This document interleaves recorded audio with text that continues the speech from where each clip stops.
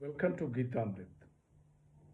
भगवत गीता में जीवन के मूल प्रश्नों का उत्तर मिलता है। मैं कौन हूँ? आत्मा क्या है? आत्मा का स्वरूप कैसा है? गीतामृत में इन्हीं विषयों का वर्णन सरल शब्दों में। Gita is eternal science and researching Gita we get amrit. अहम ब्रह्मास्मि, मैं आत्मा हूँ। पिछले सेशन में हमने चर्चा की थी अध्याय 15 श्लोक 3 एवं 4। आज की चर्चा का विषय है अध्याय 15 श्लोक 5 एवं 6। अध्याय 15 पुरुषोत्तम योग, द योग ऑफ द सुप्रीम पर्सन।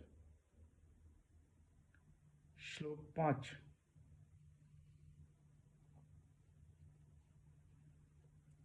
निर्माण मोहा जित संग दोषाः अध्यात्म नित्या विनिवृत कामाः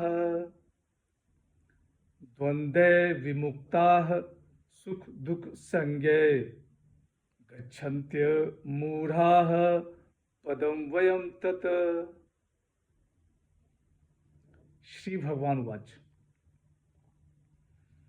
जो मान और मोह से रहित हो गए हैं, जिन्होंने आसक्ति से होने वाले दोष को जीत लिया है, जो अध्यात्म में स्थित हैं, जो संपूर्ण कामनाओं से रहित हैं, जो सुख दुख द्वंद्वों से मुक्त हो गए हैं, ऐसे मोह रहित साधक उस अविनाशी परम पद को प्राप्त होते हैं। The blessed Lord said, free from pride and delusion, who have conquered the evil of attachment, their desire having completely turned away, free from the pair of opposites known as pleasure and pain, the undeluded reach the eternal goal.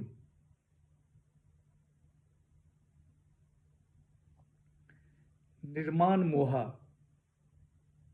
झूठी प्रतिष्ठा एवं मोह का त्याग। जित संग दोषा, आसक्ति रूपी दोष को जितने जीत लिया है। विनिवृत्त कामाः, विषयों की कामना से मुक्ति।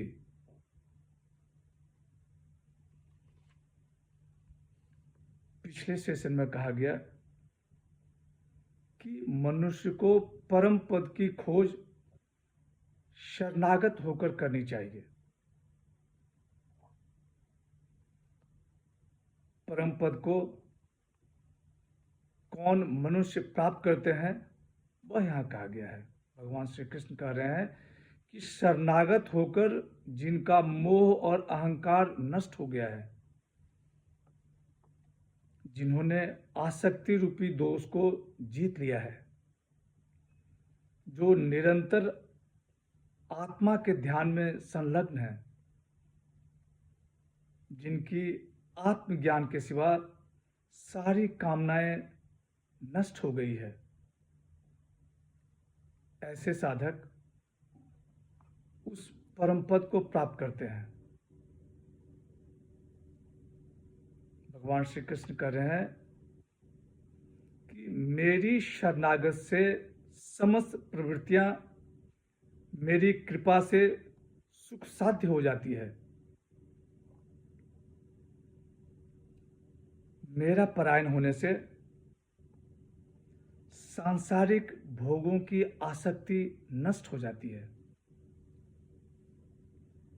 आगे परम पद के स्वरूप का वर्णन है। श्लोक 6,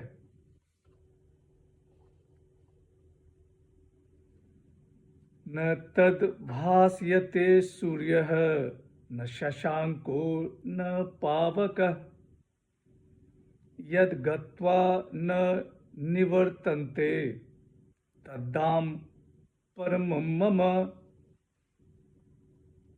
श्री भगवान वाच। उसे न सूर्य प्रकाशित कर सकता है और न चंद्रमा और न अग्नि, जिसे प्राप्त कर मनुष्य पुनः संसार को नहीं लौटते हैं। वह मेरा परम धाम है।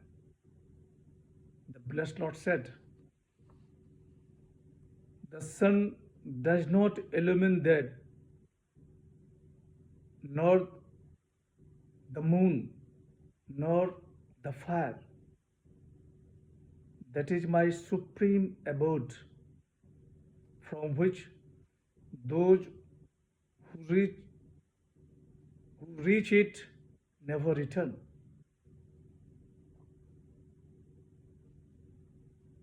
भास्यते, प्रकाशित करता है, न निवर्तन्ते, वापस नहीं आते हैं। यहाँ आध्यात्मिक जगत का वर्णन है, ब्रह्म के स्वरूप का वर्णन है। यह बहुत ही प्रसिद्ध श्लोक है। न तद्भास्यते सूर्य न शशांको न पावकः। उस आत्मज्योति को न सूर्य प्रकाशित कर सकता है, न चंद्रमा और न अग्नि, क्योंकि ज्ञान ज्योति ही सबका प्रकाशक है। स्वामी चिन्मयानंद जी अपनी टिप्पणी में कहते हैं कि phenomenal light can light object, not the subject.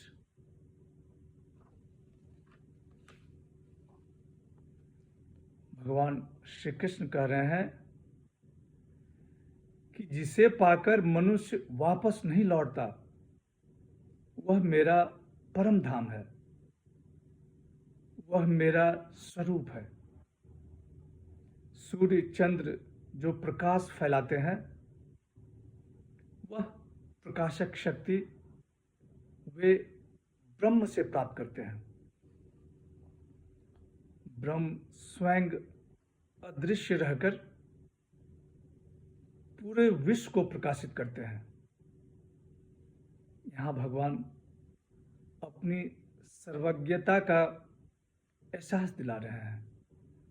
भगवान श्री कृष्ण कह रहे हैं कि जहाँ भी प्रकाश है, वहाँ मैं विद्यमान हूँ।